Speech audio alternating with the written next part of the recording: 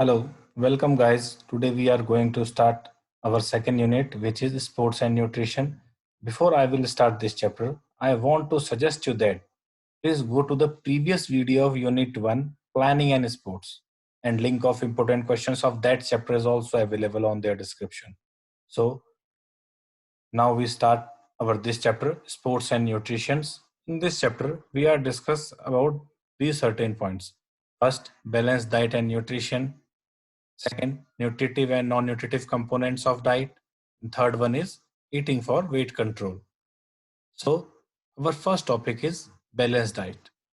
What do you mean by balanced diet? A diet which contain all essential nutrients like protein, carbohydrates, fats, vitamins, and minerals in correct proportions. For efficient working of body is known as balanced diet. संतुलित आहार उसे कहते हैं जिसमें सभी पोषक तत्व protein, carbohydrates, vitamins, minerals एक बराबर मात्रा में हो, जिससे हम पूरे दिन भर इफिशिएंटली काम कर सकें, उसे संतुलित आहार कहते हैं। अगर next topic is importance of balance diet. First one is energy resource. दिन भर काम करने के लिए हमें एनर्जी की जरूरत होती है, तो वो हमें प्रॉपर बैलेंस डाइट से मिलता है। Next, for optimum growth and development, body के all over growth and development के लिए बैलेंस डाइट की हर इंडिविजुअल को जरूरत होती है। For functioning of organs, body की प्रॉपर फंक्शनिंग के लिए बैलेंस डाइट की जरूरत है, चाहे वो बॉडी का कोई भी पार्ट हो। फास्ट रिकवरी, बॉडी की कोई भी बॉडी में कोई भी टिश्यू रिपेयर हो या रिप्लेस करना हो, उसकी फास्टर रिकवरी के लिए बैलेंस डाइट की जरूरत होती है। स्ट्रॉन्ग इम्यून सिस्टम, अपने इम्यून सिस्टम को एक हेल्दी स्टेट में रखने के लिए और बीमारियों से बचे रहने के लिए हमें अपने इम्यून सिस्टम को स्ट्रॉन्ग करना बहुत ज़रूरी है, जो हमें बैलेंस डाइट से प्राप्त होता है। Next is improve fitness level, हमारा फिटनेस लेवल इम्प्रूव होता है प्रॉपर बैलेंस डाइट लेने से, क्योंकि जितने भी इसेंशियल न्यूट्रिएंट्स हैं अपनी बॉडी को फिट रखने के लिए वो हमें उन्हीं से मिलते हैं। Prevent deficiency disease, deficiency disease से बचाता है। कोई भी अगर प्रॉपर अमाउंट ऑफ न्यूट्रिशन आप नहीं लेते हैं, चाहे वो कैल्शियम हो, चाहे वो फास्फोरस हो, चाहे वो विटामिन्स हो, तो उससे काफ़ी डिफिशियंसी डिजीज आपको हो सकती हैं। तो उनसे बचने के लिए आपको बैलेंस डाइट लेना कंपलसरी है। Maintain body weight, body weight को मेंटेन रखने के लिए बैलेंस डाइट लेना ज़रूरी है। डिपेंड्स अपॉन द फैक्टर कि आप कौन सी कैटेगरी में हैं। अगर आप ओवर वेट हैं, तो आपको प्रोटीन ज़्यादा लेना है। अगर आपका नॉर्मल वेट है, तो आप क्रैब भी ले सकते हैं। एंड आपका लास्ट है overall efficiency improves. Balance diet लेने से हमारा ऑल ओवर एफिशिएंसी इम्प्रूव होता है, क्योंकि हर इंडिविजुअल को, चाहे वो उसके जितने भी फिजियोलॉजिकल सिस्टम्स हों, चाहे इंटरनल ऑर्गन्स हो, heart, lung, liver, intestine, kidney, इन सब की प्रॉपर फंक्शनिंग के लिए, इन सब की एफिशिएंसी को इम्प्रूव करने के लिए बैलेंस डाइट की जरूरत होती है। Now our next topic is factor affecting balance diet. ऐसे कौन कौन से फैक्टर्स हैं जो हमारी बैलेंस डाइट को अफेक्ट करते हैं? उसमें सबसे पहला आता है एज। एज पे बैलेंस डाइट बहुत ज़्यादा इफेक्ट करती है। फॉर एग्जांपल कोई चाइल्ड है, तो उसे प्रोटीन की ज़्यादा ज़रूरत होती है, और जो ओल्ड एज पीपल्स हैं वो प्रोटीन को और फैट्स को अवॉइड करेंगे, वो ज़्यादा से ज़्यादा मिनरल्स और विटामिन्स लेंगे। तो it's depend upon the age in which age they are going. Next topic है आपका जेंडर। जेंडर मतलब सेक्स डिफरेंस, मेल और फीमेल दोनों की कैलोरीज की रिक्वायरमेंट अलग अलग होती हैं, तो ये फैक्टर भी अफेक्ट करता है बैलेंस डाइट को। प्रोफेशन, प्रोफेशंस बहुत ज़्यादा इफेक्ट करता है बैलेंस डाइट को। आप कौन सी कैटेगरी में आते हैं? अगर आप हैवी फिजिकल एक्टिविटी करते हैं तो आपके कैलोरीज की डिमांड ज़्यादा होंगी। अगर आप एक सीडेंट्रियस या आरामदायक लाइफ को फॉलो करते हैं तो आपकी कैलोरीज की डिमांड कम होगी। नेक्स्ट है आपका बॉडी वेट। एक ओबेस पर्सन जो होता है वो अपने बॉडी को स्लिम और लीन रखने के लिए प्रोटीन ज़्यादा लेगा, क्रैब की क्वांटिटी कम करेगा, और जो एक अच्छा बॉडी वेट है, जिसका हेल्दी वेट है, वो सारे इसेंशियल न्यूट्रिएंट्स प्रॉपर अमाउंट में लेगा। नेक्स्ट है specific sports diet. According to sports उसकी डाइट पे भी डिफरेंस आ जाता है। फॉर एग्जांपल कोई लॉन्ग डिस्टेंस रनर है तो उसको ज़्यादा से ज़्यादा अमाउंट ऑफ फैट चाहिए, ठीक है? जो आदमी कॉन्टैक्ट गेम खेलते हैं, for example taekwondo, judo, wushu, boxing, तो इसमें प्रोटीन्स की ज़्यादा ज़रूरत पड़ती है। और जो एक्सप्लोसिव स्ट्रेंथ वाले गेम खेलते हैं जैसे स्प्रिंट रेसेस, उसमें कार्बोहाइड्रेट्स की ज़्यादा क्वांटिटी चाहिए। नेक्स्ट है आपका sufficient roughage. Roughage means non nutritive component. ये एक नॉन न्यूट्रिटिव कंपोनेंट का पार्ट है। ये ज़्यादातर फ्रूट्स एंड वेजिटेबल्स में पाया जाता है। ये भी हमारी डाइट को इफेक्ट करता है। नेक्स्ट है आपका प्रेग्नेंट वुमेन। प्रेग्नेंट वुमेन को एक्स्ट्रा कार्बोहाइड्रेट्स, प्रोटीन, फैट और विटामिन की जरूरत होती है क्योंकि वो अपने साथ साथ अपने बेबी को भी फीड करती है। नेक्स्ट है diet during health problems. For example आप किसी बीमारी से सफर कर रहे हैं तो आपकी डाइट उसी हिसाब से हो जाती है। फॉर एग्जांपल जब आदमी कोई बीमार होता है तो डॉक्टर उसको सजेस्ट करता है कि आप एक लाइट डाइट पे आ जाएं, हल्का खाना खाएं। नेक्स्ट आपका सीजनल फ्रूट।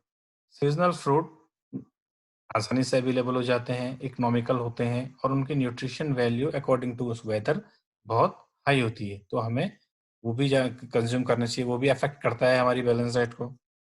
नेक्स्ट है आपका क्लाइमेट कंडीशंस। किस क्लाइमेट कंडीशन में आप रहते हैं? अगर आप हॉट क्लाइमेट कंडीशन में रहते हैं तो आप ज़्यादा से ज़्यादा लिक्विड लेंगे, फ्राइड और ऑयली फूड को अवॉइड करेंगे। कोल्ड रीजन में आप एक कार्बोहाइड्रेट डाइट लेंगे, फैटी डाइट लेंगे ताकि आपको प्रॉपर अमाउंट ऑफ एनर्जी मिले बॉडी को सेफ रखने के लिए। नेक्स्ट है आपका नेचुरल डाइट। नेचुरल डाइट जो होती है वो इजी टू डाइजेस्ट होती है। नेचुरल डाइट को बॉडी इजीली डाइजेस्ट कर लेती है, लेस पॉल्यूटेड होती है और हमें सिंथेटिक फूड भी कम से कम लेना चाहिए। अगला पॉइंट है डॉक्टर रिकमेंडेशंस। अगर आप किसी कोई बीमारी है आपको या आपको कोई बॉडी पार्ट्स प्रॉपर फंक्शन नहीं कर रहा है, तो जैसा आपका डॉक्टर आपको सजेस्ट करता है आप उस हिसाब से अपनी डाइट लेंगे।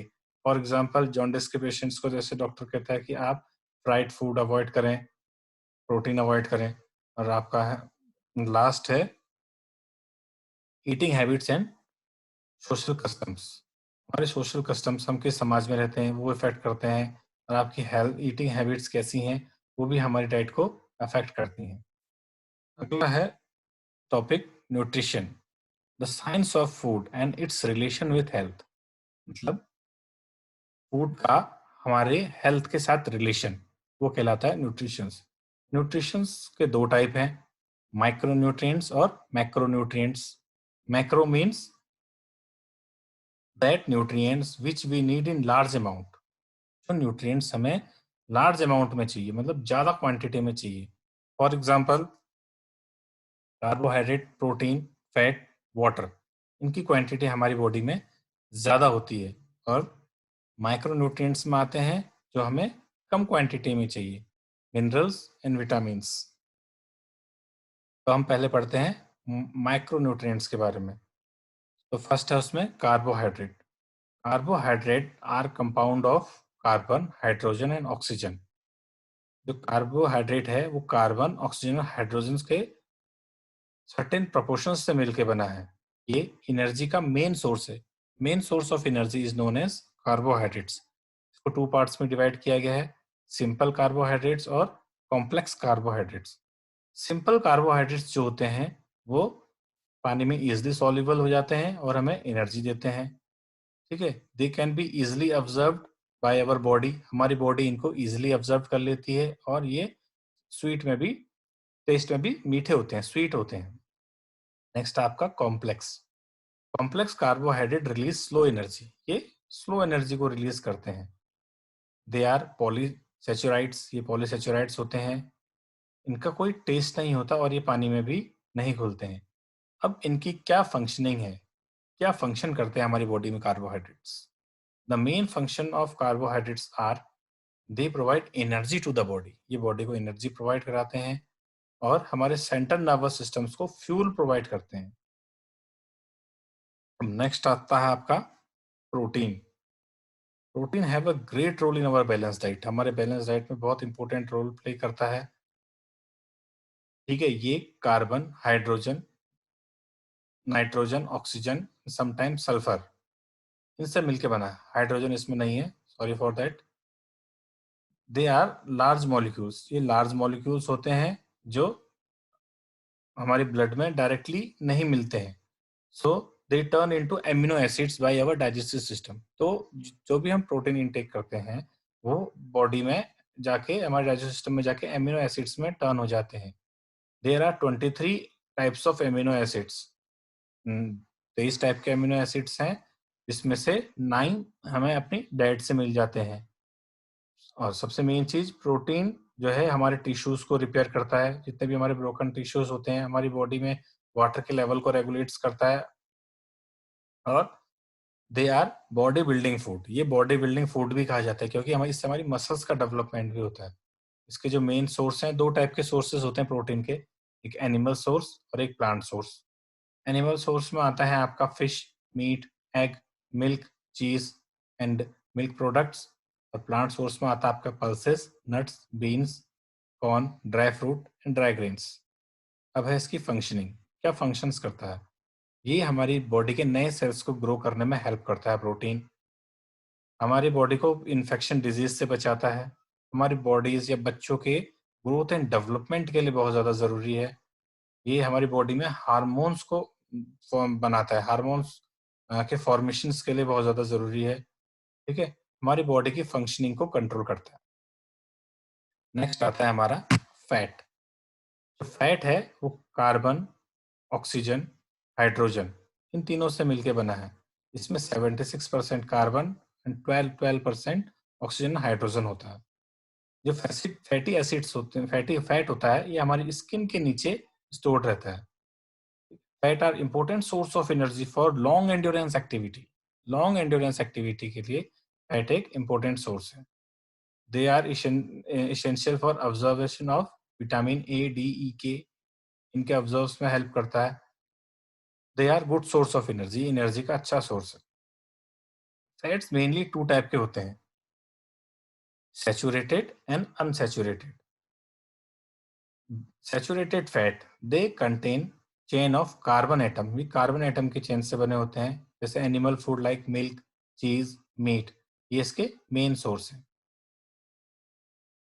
Balance diet should contain more than 10% calories from saturated fat. जो बैलेंस डाइट होती है उसमें 10% कैलोरी सैचुरेटेड फैट की होनी चाहिए। The intake of saturated fat increase. अगर हम ज्यादा क्वांटिटी में सैचुरेटेड फैट को इंटेक करते हैं तो हार्ट डिजीज होने के चांसेस इंक्रीज हो जाते हैं, क्योंकि ज्यादा सैचुरेटेड फैट खाने से हमारी बॉडी में कोलेस्ट्रॉल लेवल इंक्रीज हो जाता है। नेक्स्ट आपका अनसैचुरेटेड फैट। ये जो मेनली है प्लांट से मिलता है ऑयल के रूप में। Unsaturated fat helps to improve cholesterol level. ये हमारे कोलेस्ट्रॉल लेवल को इम्प्रूव करने में हेल्प करता है। अनसैचुरेटेड फैट 2 टाइप के होते हैं, एक होता है मोनो अनसैचुरेटेड फैट, दूसरा है पॉली अनसैचुरेटेड फैट। जो मोनो अनसैचुरेटेड फैट होता है ये फैट को कम करने में भी हेल्प करता है। और जो पॉली अनसैचुरेटेड फैट होता है ये मिलता है हमें सनफ्लावर, सोयाबीन, कॉर्न ऑयल, इनमें से प्राप्त होता है। और जो पॉलीसैचुरेटेड फैट होता है ये स्लाइटली बेटर होता है मोनो अनसैचुरेटेड फैट से। मेन फंक्शंस क्या हैं इसके? ब्लड की क्लॉटिंग में हेल्प करता है, नए हार्मोन्स को प्रोड्यूस करने में हेल्प करता है, हमारी बॉडी को सॉफ्टनेस प्रोवाइड करता है। ठीक है, हमारे बॉडी की इंटरनल फंक्शनिंग में इम्पोर्टेंट रोल प्ले करता है। हमारी बॉडी में एनर्जी स्टोर करने का काम भी फैट का है। ठीक है, जो ट्रांसपोर्टेशन ऑफ फैट है, विटामिन ए, डी, ई, के, इनको हेल्प करता है, हमारी बॉडी को वार्म रखता है और हमारी बॉडी की स्किन और हेयर के टेक्सचर को मेंटेन करने में भी हेल्प करता है। लास्ट आपका आता है वाटर।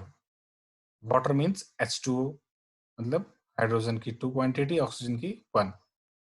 ठीक है, हमारे फूड को डाइजेस्ट करने में हेल्प करता है, हमारी बॉडी में जो वेस्ट प्रोडक्ट को एक्सक्रीट करने में हेल्प करता है, हमारी बॉडी के टेम्परेचर को रेगुलेट करता है। और जहाँ तक है हमारी बॉडी में 70% जो वेट है वो वाटर का है। इसकी मेन फंक्शनिंग है, water is necessary to maintain body functions properly. Body के फंक्शंस को प्रॉपर रखता है, फूड के डाइजेशन में हेल्प करता है, जैसे मैंने पहले बताया आपको। ठीक है, बॉडी के टेम्परेचर को रेगुलेट करता है और बॉडी के ब्लड सर्कुलेशन में हेल्प करता है, हमारी स्किन को हेल्थी रखता है और हमारी बॉडी में जितने वेस्ट प्रोडक्ट्स हैं उनको एक्सक्रीट करने में भी हेल्प करता है। अगला आपका आता है माइक्रोन्यूट्रिएंट्स। जैसे मैंने आपको पहले बताया, micronutrients are those nutrients which are required in small quantity, मतलब जो हमें स्मॉल क्वांटिटी में चाहिए, like vitamins and minerals. Vitamins में आते हैं मैक्रो मिनरल्स। मैक्रो मिनरल्स में आता है आपका calcium, phosphorus, magnesium, sodium, sulphur and potassium.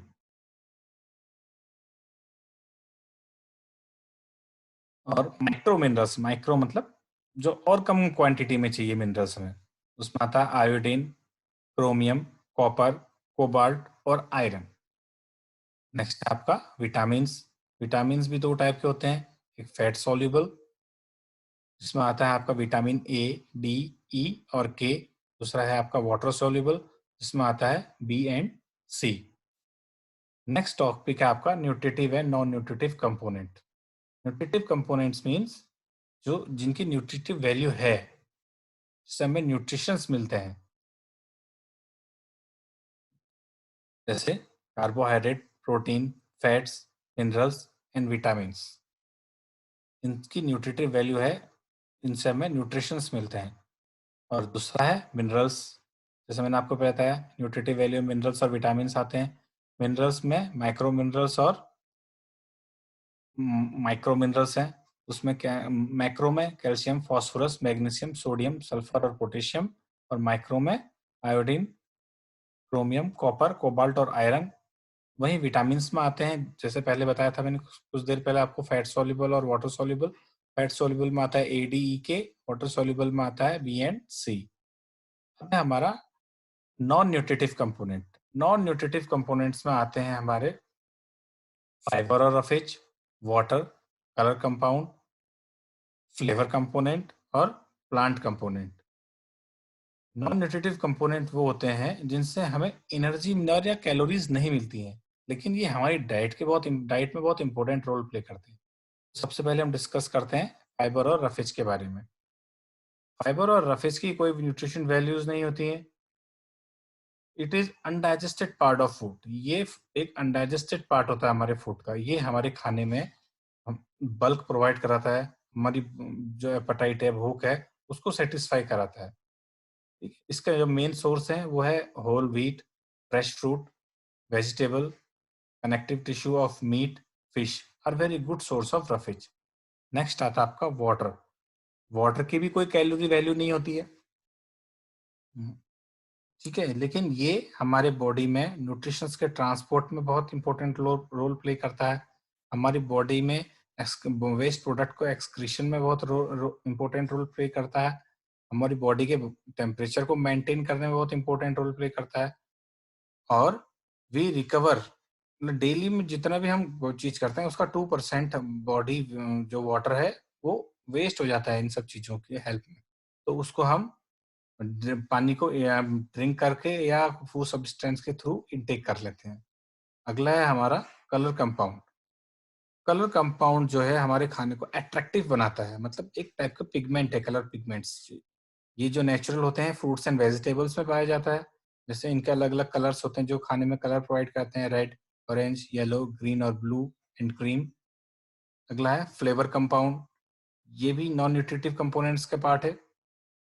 ठीक है, ये स्पेसिफिक फ्लेवर प्रोवाइड कराते हैं खाने में। जैसे किसी का होता है बिटर टेस्ट होता है, ठीक है, कोई सिट्रिक फ्रूट्स होते हैं, कोई स्वीट होते हैं, तो ये फ्लेवर कंपाउंड की पार्ट है। और लास्ट आता है आपका plant component compounds. Plant compounds are that compounds जो हमारी बॉडी के इंडाइजेस्ट पार्ट को के लिए बेनिफिशियल हैं और इसके कोई हार्मफुल इफेक्ट नहीं होते। अगर हम इसको ज़्यादा क्वांटिटी में इनटेक करते हैं तो इसके हार्मफुल इफेक्ट्स भी हो सकते हैं। फॉर एग्जांपल कैफीन, इफ हम उसको एक्सेस क्वांटिटी में इनटेक करते हैं तो हमारे हार्ट डिजीज होने के चांसेस इंक्रीज हो जाते हैं। ओके, तो इस टॉपिक में हमने स्टार्टिंग के 2 टॉपिक्स कवर करे। अगला टॉपिक है हमारा ईटिंग फॉर वेट कंट्रोल, जिसके अंदर हम healthy body weight, the pigment of dieting और फूड इंटॉलरेंस और फूड मिथ के बारे में पढ़ेंगे। ये हम अगले पार्ट में कवर करेंगे इस टॉपिक को। तो वीडियो देखने के लिए बहुत-बहुत धन्यवाद और इस वीडियो को लाइक और शेयर और कमेंट करना ना भूलें। फिर हम आपको आपको अगले वीडियो में मिलेंगे। तब तक के लिए बाय बाय, टेक केयर।